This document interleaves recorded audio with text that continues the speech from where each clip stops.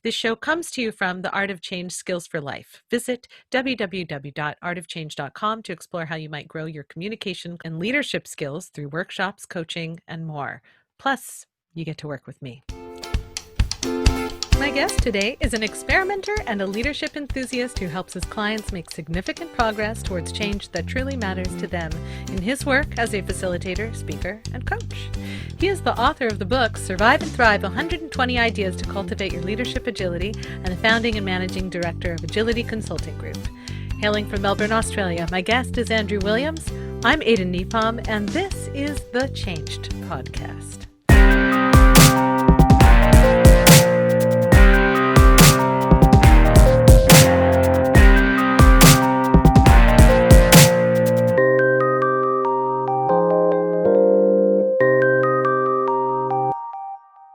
Well, thank you for being here today, Andrew. It's a pleasure, Aden. I'm delighted to be here. We're a long way away from each other, but in today's world, I don't think that matters too much. Yeah. Melbourne, Australia. I've never been there. Someday I would really like to visit Melbourne, but it might be a while. It might be a while, given current circumstances. I'm getting to be a tourist in my own garden, and that's got value as well. Well, you live a fabulous part of the world. I've been to Portland, and it's a wonderful place. So that's not a bad place to be if you can't travel too much. Yeah, it's not too bad. Well, Andrew, tell me a little bit about what you do, or tell the podcast fans a little bit what you do. Sure. So I've been in my business now for nearly 17 years, and it's gone really quick. And my work, as you sort of mentioned in the introduction, is really around this byline of helping people make progress on change that really matters to them. So I do a lot of work with individuals from a coaching perspective, but also, and particularly at the moment, I'm doing a lot of work with leadership teams to help them make progress on change that really matters to them. And, with current situation with COVID-19 and the disruption that's creating, it's really focused teams on how do they need to work together and collaborate more effectively and sort of adapt to a new normal. So that's a lot of the work that I'm doing at the moment. Prior to this year, what would you say was the thing most commonly getting in people's way, that they wouldn't just be able to make the changes that were important to them without seeking external consulting? I guess from an individual perspective, it's this, the thing that they struggle the most with is that they might start something, but they don't have that resilience or perseverance to continue it. So they sort of find a way of, this is too clunky, I'm not good at it, I'm not meant to be good at it. And so they actually stop. And they also get sidetracked by a lot of the busyness that happens. And I see the same thing in teams as well. They get busy doing the day-to-day things without sort of stepping back up on the balcony and going, okay, what do we need to do different? And how do we actually be disciplined around doing different? What have you found is helpful in terms of helping people reach that breakthrough? Is it just having an accountability partner, a little bit of cheerleading, or is there more to it? The whole focus on experimentation is really critical. You talk about myself being an experimenter. It's much easier to do it that way than trying to make something that feels too big. And when it feels too big, they actually pull back from it. So the experimentation is something that's been a real winner for me, and much so that I'm now starting to practice a lot more around what I preach. Oh, that's great. I love that idea of experimentation. It's, as you know, I have a lot of background in improvisation, and one of my favorite sort of mantras to pull from that world, because we get on stage without a script, is don't try your best. Which, by the way, I always hold on to at the exact same time of, I might as well try and be perfect. It's this like in-between zone where like innovation and creativity and comfort and buoyancy, comfort with failure and buoyancy, where those things sort of live together, is in between don't try your best and you might as well try to be perfect. Actually, that's a good point. A good thing about experimentation is, and I always have this mantra, as the word you used is, you can never fail if you have a learning mindset. And so I've done a little bit of improv as well, which was one of my experiments. And for me, it was just beautiful to do something where I was completely incompetent, and that was okay. Yeah. Yeah. I mean, really, how many areas of our life do we give ourselves permission to be completely incompetent and have it be okay? So I think it makes a ton of sense if you want people to, and I think this is something we share in common. When you want people to work differently together on their teams or to innovate, there has to be a place where you give yourself permission to not be totally competent and to Oh, be in that prime place of learning something new. exactly. And, if you want to step outside your comfort zone and make change that's important to you, the likelihood is you're going to have to feel comfortable with being uncomfortable in that place of Mhm. incompetence. And that's okay. I remember someone used the expression, which I really love, is that, development is getting out towards your frontier of competence and beyond. And I think that's really true. What does it look like when I take that extra step where it suddenly feels, okay, this is clunky. I'm not good at this, but actually this is a great learning experience. And I think that's what helps people make progress on change, is to gradually get out there beyond that frontier of competence. Have you always been so comfortable and driven by the idea of change? Or what has your relationship been with this sort of broad idea over the years? So at a macro level, I used to work at Ernst and Young in the change management practice. So I always felt at an organisational level that I was pretty comfortable from a process perspective in helping organisations deliver on change.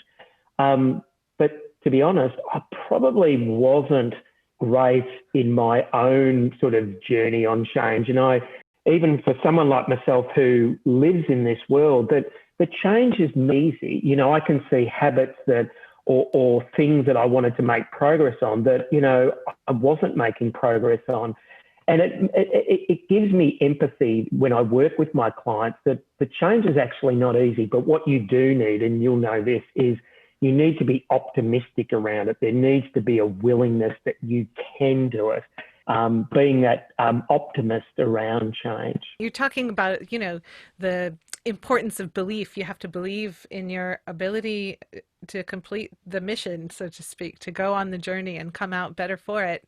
And I think that's a key element to whether or not you're going to have this resistant journey where you fight, negotiate, and slide back, or you just keep plodding forward and enjoying the ride as you go along.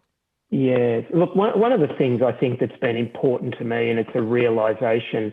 Well, it's two things. One, I've been fairly intentional over my life around the diversity of experiences, and I think the more diverse your experiences are, the easier it is to cope with change, because diversity of experience by its very nature is about change.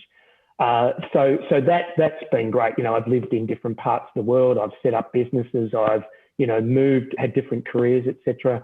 But the second thing is, and this has been a really powerful thing for me, is recognizing that people don't actually resist change. They resist the loss associated with the change.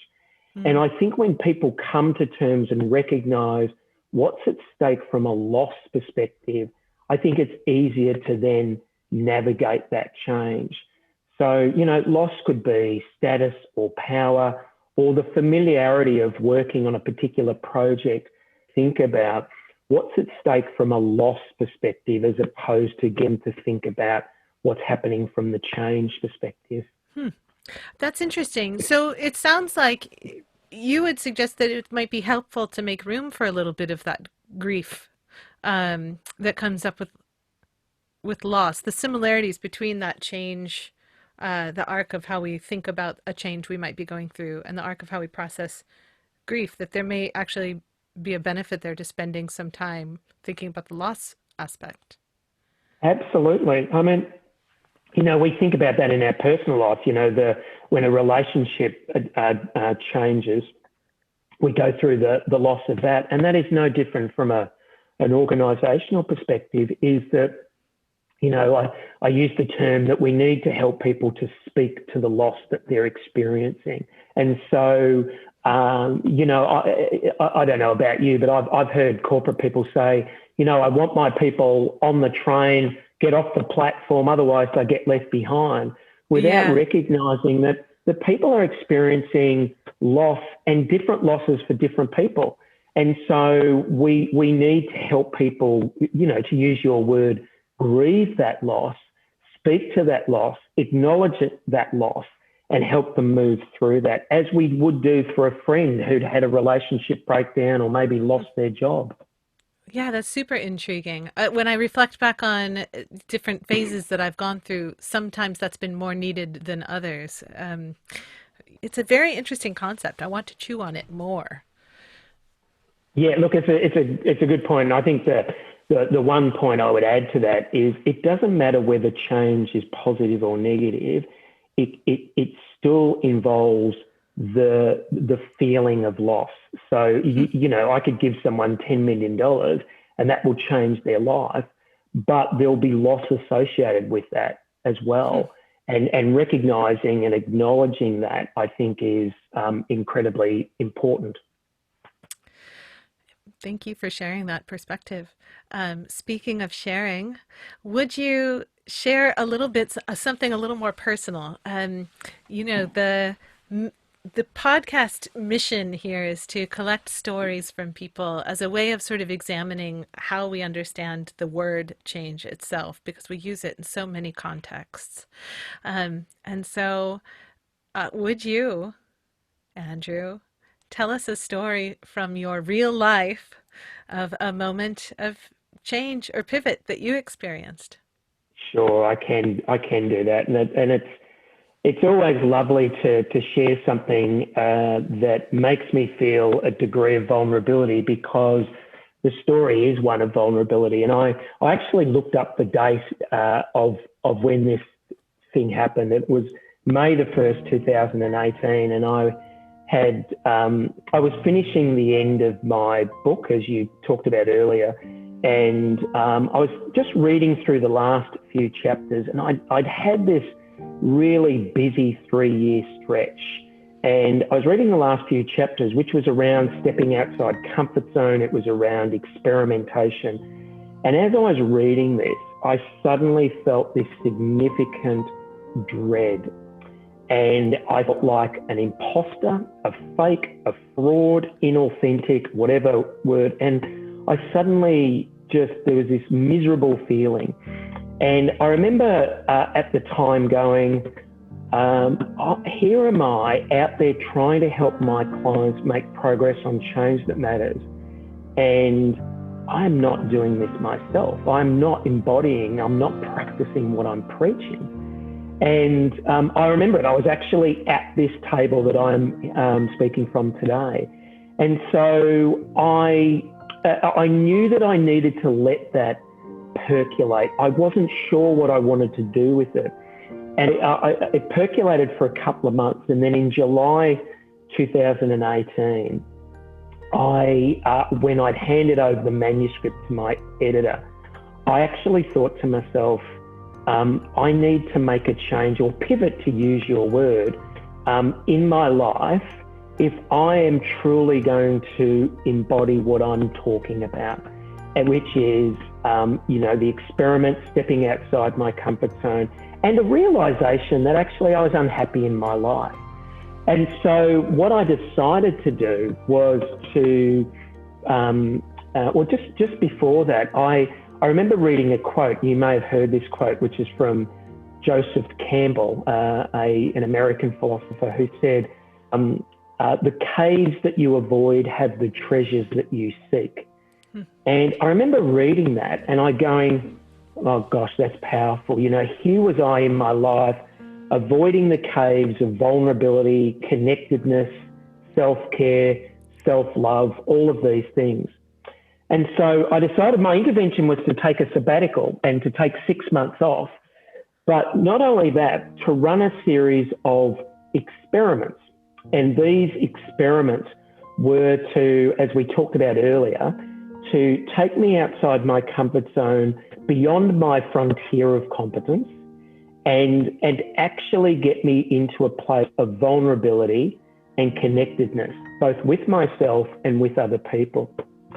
So there are a number of experiments. You know, I did stand-up comedy, I did improvisation comedy, I ran a marathon at Mount Everest for my sins. I did meditation.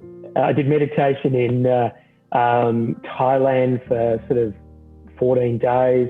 I did a month of gratitude where I sent out a card to 31 people over a month, expressing gratitude for what they have given to me in my life. But each of the experiments was to really test me around incompetence, because one of the things that I realised, and it goes back to earlier about why people struggle around change, is that competence for me was a mask, it was an armour, and that if I was okay in this world, if I was competent at something. So growing up, if I was competent at sports, I was all right. And then it became more around my work, and, you know, I got good at my work, but something was missing as well. And so my journey around these experiments has helped me to be more vulnerable and more empathetic as well, to actually live and breathe. I think the process of change is incredibly important, because I think it does give us this empathy. And so for me to have that as a pivotal experience, and to remember vividly, and I don't know when you've talked to other people about their experiences, but this real visceral feeling for me of shame and self-doubt and fraudulence. And I needed to feel that over a couple of months to give me the sense of impetus to do the work that I needed to do, and that was to take the time off to run these series of experiments. Wow, thank you.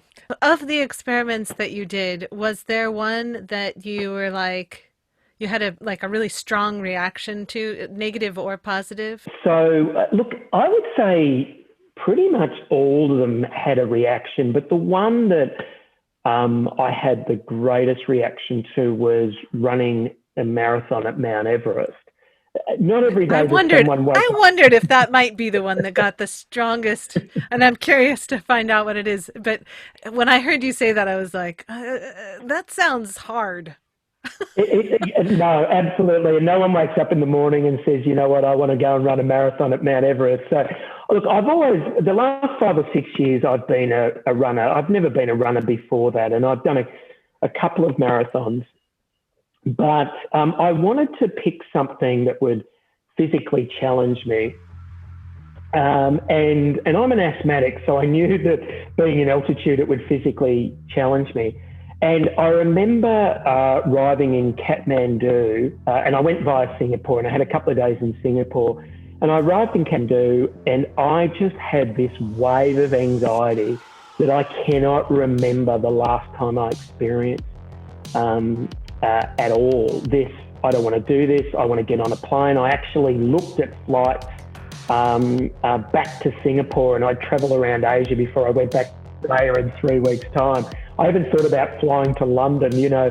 And I remember going down to the restaurant at breakfast on the morning we were to leave. And so I was surrounded by all of these Ironman people who'd done ultra distance. You could see the T-shirts on the back. And all I could think about is, what have I got myself into? And what was really interesting is that there was a marathon, an ultra marathon, and a half marathon. I'd actually enrolled in the half marathon. Anyway, I got on the bus and I started chatting to this guy, and he was doing the half marathon. And in the whole bus, there was only 2 of us doing the half marathon. I looked at him and I thought, I've got this. If he can do it, I can do it. So we eventually got up to the base camp. We had 2 nights of acclimatizing. The problem for me in that was that I had a sleeping bag that would have been perfect for an American summer, but not great for -15 temperature because where the half marathon started was in this beautiful spot of Dingboche, where I would have had, big blankets and all of that. So I always knew I was going to be warm, but not up the top. So it didn't start good. And then they told us the statistics that the 3 people won't finish this race. Broken ankles, broken collarbones, they might get food poisoning, influenza, all sorts of things. And so I just thought, oh no, everything is working against me.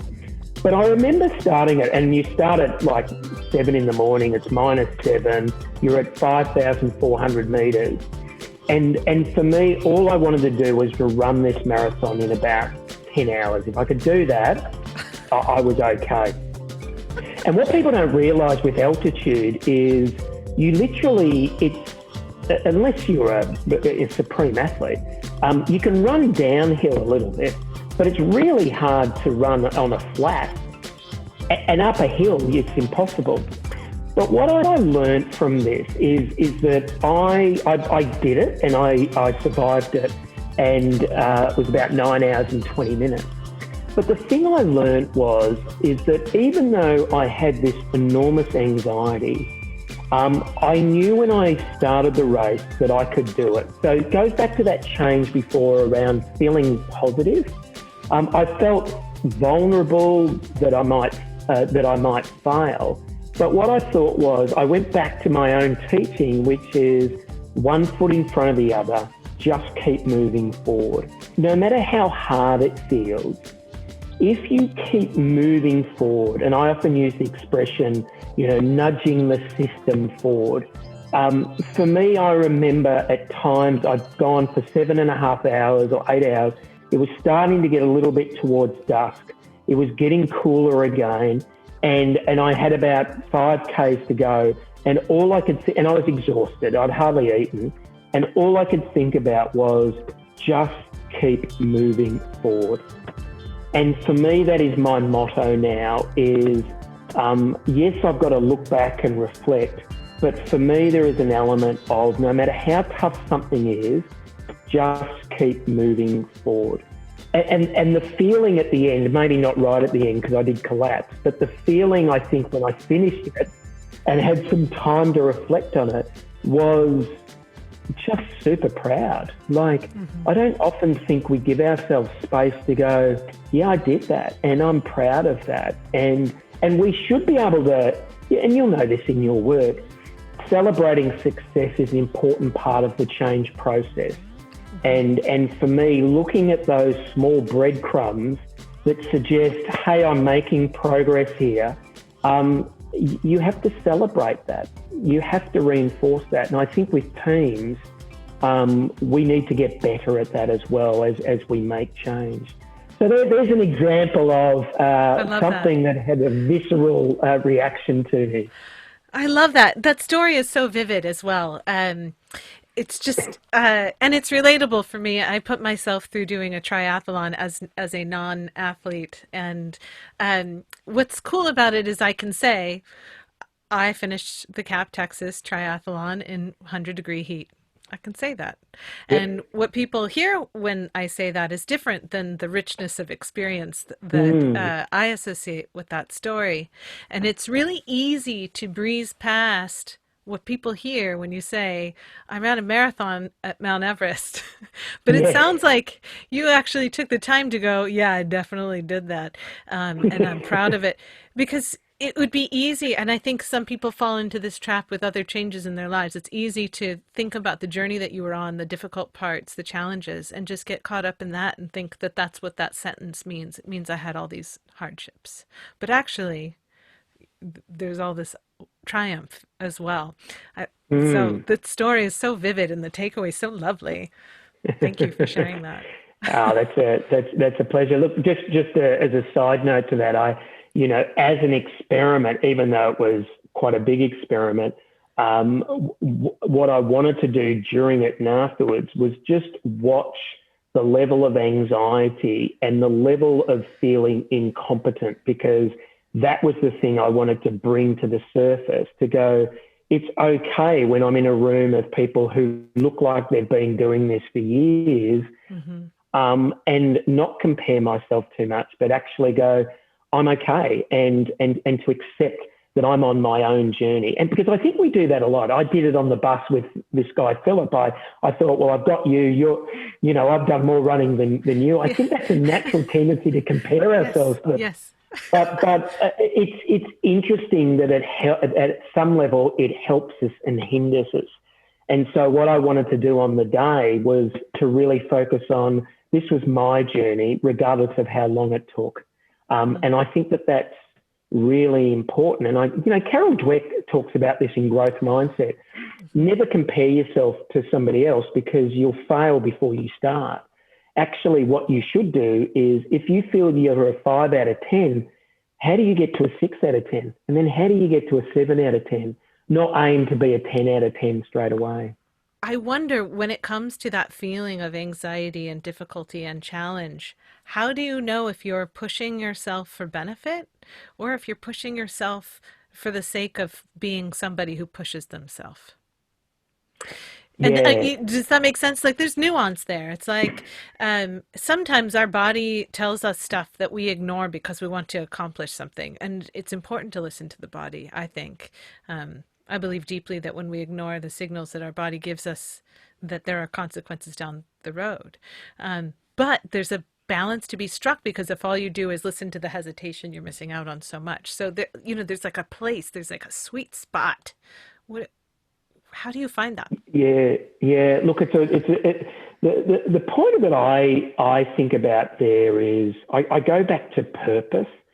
So, whenever you're experimenting, it has to be purposeful, not necessarily driven by outcome or goal, but driven by purpose and learning. And so, if I park the physical challenge, and you're right, do I want to suddenly do an ultra marathon at Mount Everest? No, probably not. But for me, I think a lot of change is around the interpersonal risk that we take, the emotional risk. It has to be safe to learn. Well, there's already so much richness, and some lovely takeaways in our conversation already.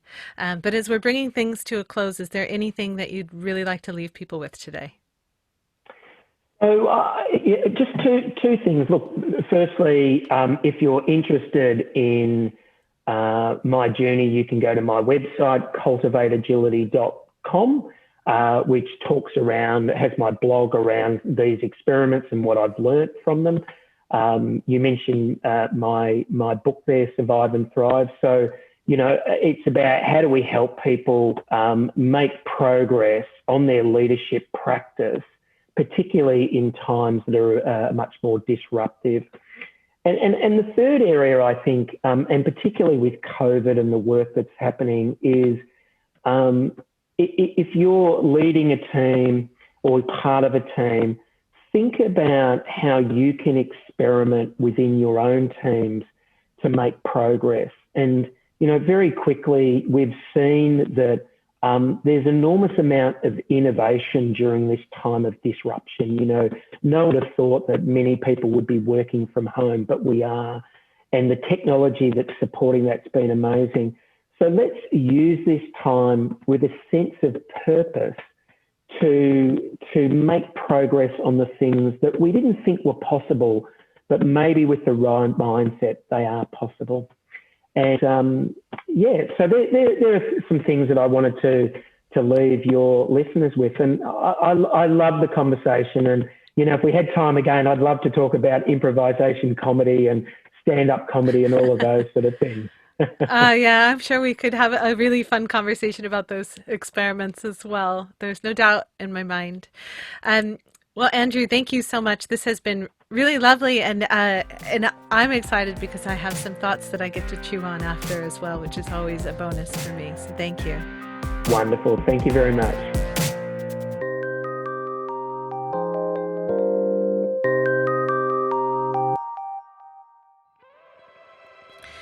I think that Andrew's perspective that experiencing change involves some degree of processing loss is a particularly profound idea, and I'll be chewing on that for some time.